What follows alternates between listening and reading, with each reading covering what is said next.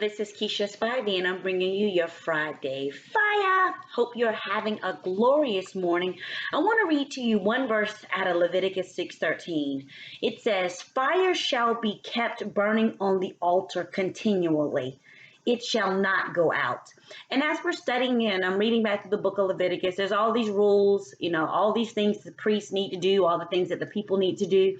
And as I've read through it, I've asked God to give me some present day nuggets on things that I need to be incorporating into my life, things that I need to be learning, things I need to be displaying, and things that I needed to be reminded of. And as I read that verse, I wrote it down. And then underneath it, I asked myself the question, Keisha, in what areas have you allowed your fire to go out?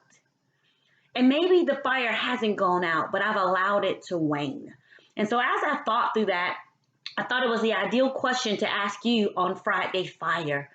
In what areas of your life have you gone from being hot to warm?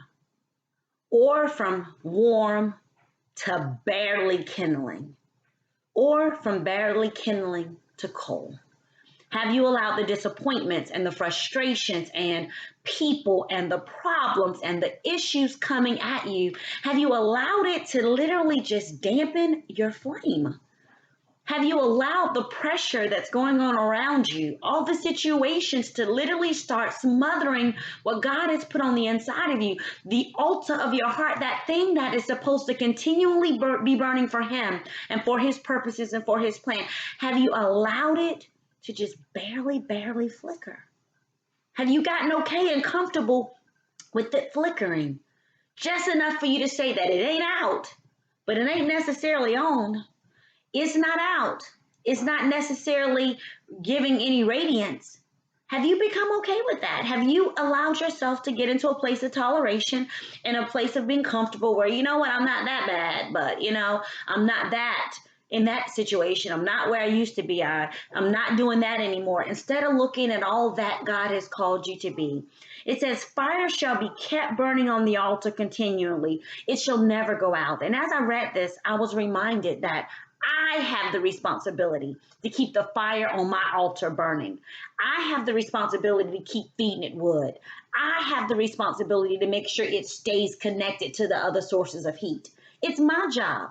And I can't allow what's going on around me, what's going on out here, to literally define what's going on in here. It's my job to keep a watch on my heart. It's my job to keep a watch on my mouth. It's my job to keep a watch on my mind. And based on what's happening in my mind, in my mouth, and in my heart, that determines how strong and how fierce the fire is that's burning on the inside of me.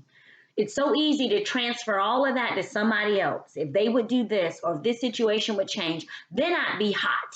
Then I'd be passionate. Then I'd operate with zest and zeal. But God hasn't attached your victory to what someone else is doing. He's told you He purchased victory for you, but it's up to you to fan those flames. It's up to you to keep the fire. It's up to you to keep it burning continually.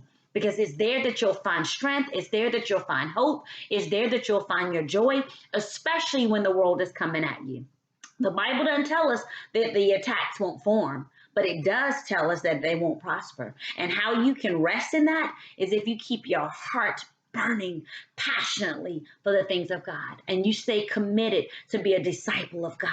And no matter what's happening around you, you stay fiercely on fire, and you commit to live a life lit no matter what. That verse said again, fire shall be kept burning on the altar continually. It shall not go out.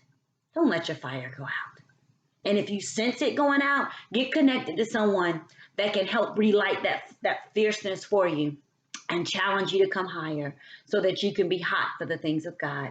I love you. God bless you. Do you to the max. And I will see you on next Friday.